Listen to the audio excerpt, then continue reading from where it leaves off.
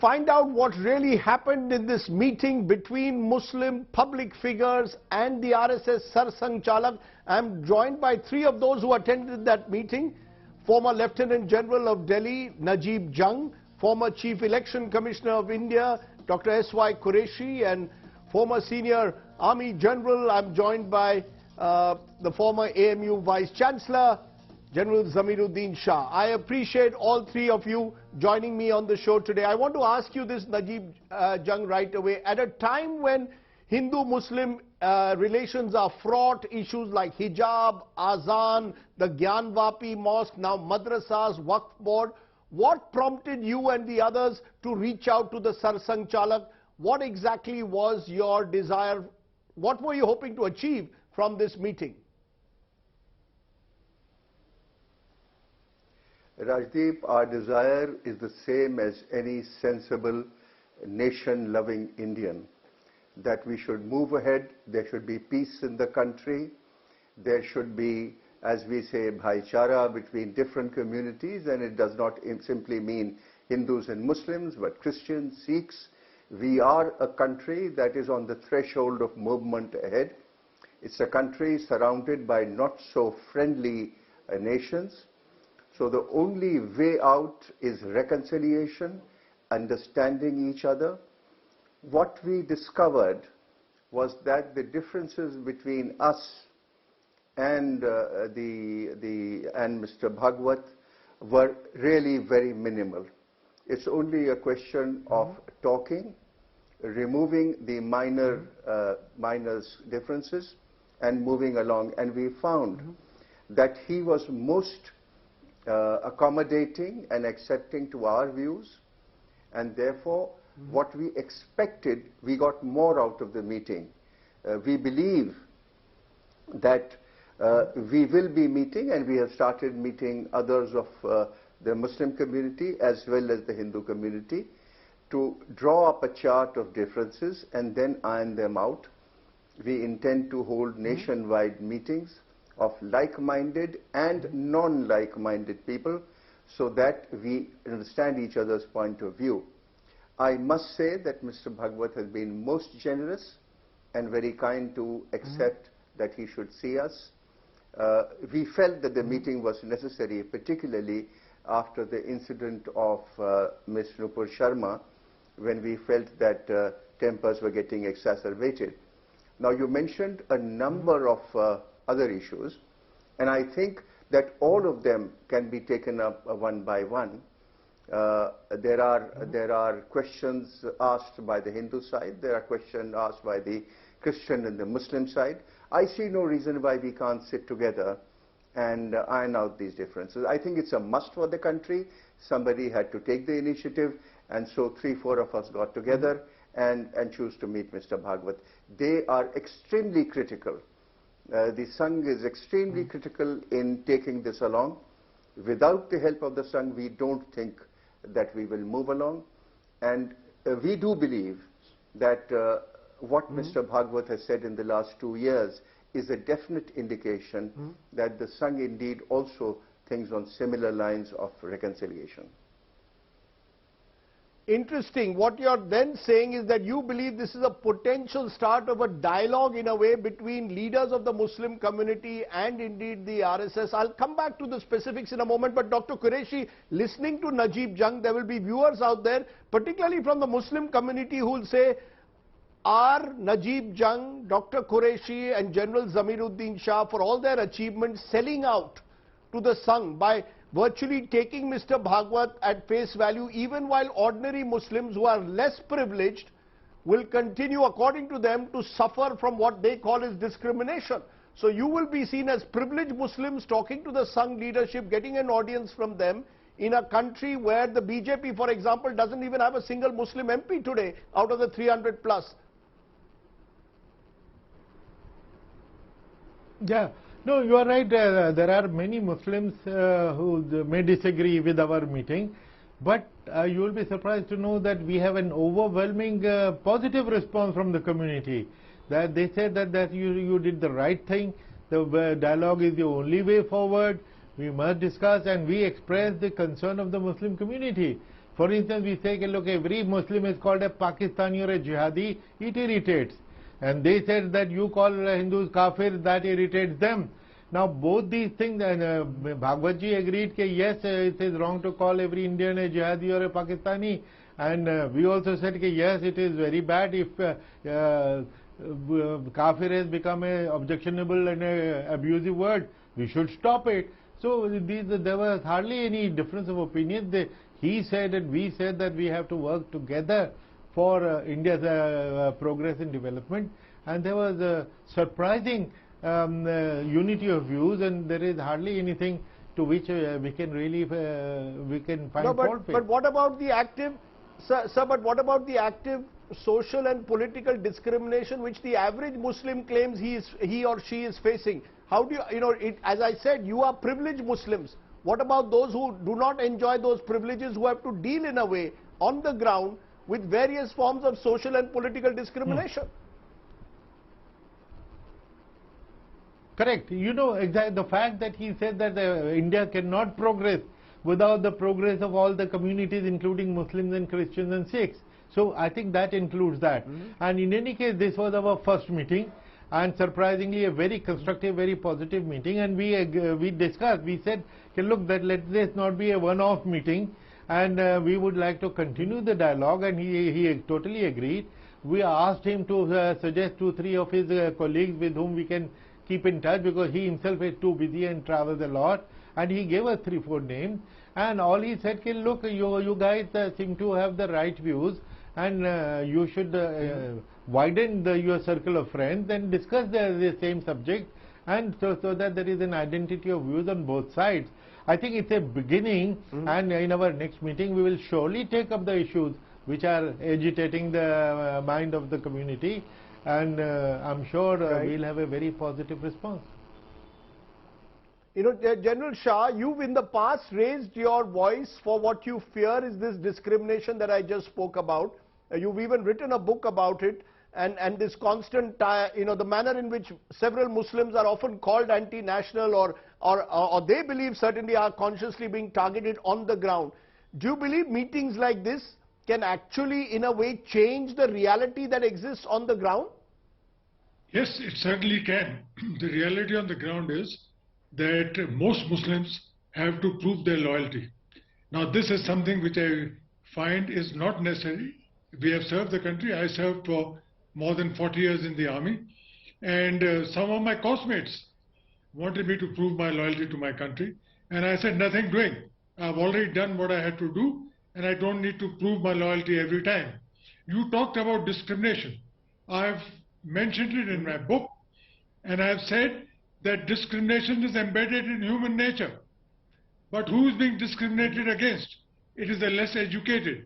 And our stress has been to educate the underprivileged, and I have assured, in fact, it was always my endeavor in Aligarh Muslim University to convince the students that discrimination is against the less educated.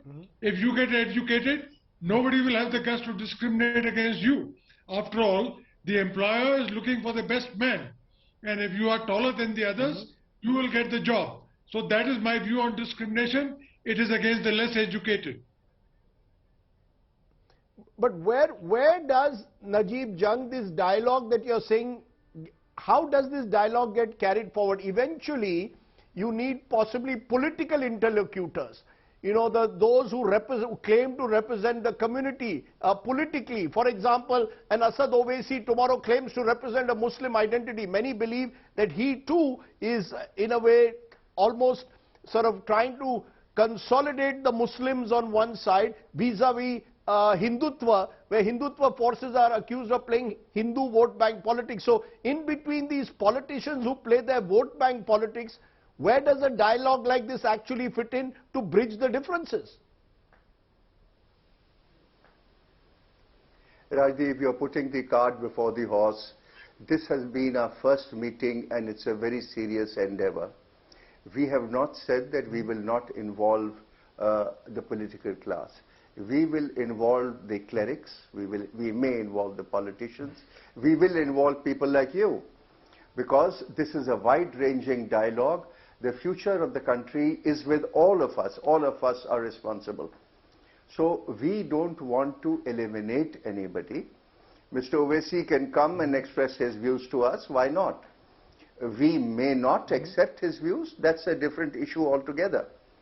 But our effort, and we believe that, look, let's understand one thing. India remains a secular country because 80% Indians are Hindus. A vast majority of my friends are Hindus. I've grown up with them. So let's understand that there is a large segment of the Hindu community out there that do not approve this kind of recrimination against, a constant recrimination against the minority communities. And we talk to all of them. So our endeavor is to encompass all views, both the extreme right and the extreme left and the middle center. We have no, shall I say, no bias. You can be from the so-called Khan Market gang, or you can be from Chandni Chowk. You are most welcome. We will go and talk to Jama Masjid. We will talk to Hyderabad. We will talk in Bangalore. We will talk to all communities. There is no embargo on this. I hope, as my friends do, that as we extend this dialogue, it will convert itself into a national secular movement for the unity and integrity of India. That's our effort. Now, will we fail? Who knows? Time will tell. But our effort is sincere. We believe that we have a huge support. Like Dr. Qureshi said, we've been getting phone calls from across the country today. A vast majority support us. There have been friends who say, no, don't take this path because X can't be trusted and Y can't be trusted. My view is that why would I distrust anyone without trying him out? I think that the Sangh is the largest organization in this country. I don't think... Right. Yes? Yeah, go ahead. Please go ahead. Please complete. No, I was saying that the Sangh is the largest organization in this country. They have a huge following, political as well as social, and therefore we wish to take them along. And we have had extremely encouraging meeting with the Sarsang Chalak. We think that he has given us hope, and he was extremely generous in his views, and he has invited us to extend this along with his colleagues. You know, it's interesting that you're saying that he's reaching out, because in the last year, there have been statements that Mohan Bhagwat have made that have been encouraging. For example, where he spoke about the oneness of Hindus and Muslims, that they have a common ancestry. But at the same time, there are other Sangh hotheads who speak a very different language. Even previous Sarsang Chalaks, going back to M.S. Golwalkar, effectively saw in some of their writings and thoughts Muslims as second-class citizens. So who do we trust? The question is the trust deficit that many Muslims will argue doesn't exist with the RSS. So, Dr. Qureshi, how does one bridge that trust deficit? Whose views do we expect? Do you accept that of Mohan Bhagwat, who reaches out to you? Or let's say tomorrow leaders from within the wider Sangh Parivar, within the Bajrang Dal, those who, the Yati Narsinganands, those who speak the language of hate and of genocide, whose views are you going to take? No, the fact that Mr. Bhagwat was very generous with his time and with his views, there is nothing which he said which would have offended us or would have frightened us. All he said that we have to work together for the development of the country. Without unity, we cannot move forward. So these are the right thing to say, and we were very happy. No, but will he curb the hotheads within, sir? Sorry to intervene. Did he give you an assurance that he will curb the hotheads within this Sangh Parivar who speak a language of hate and division?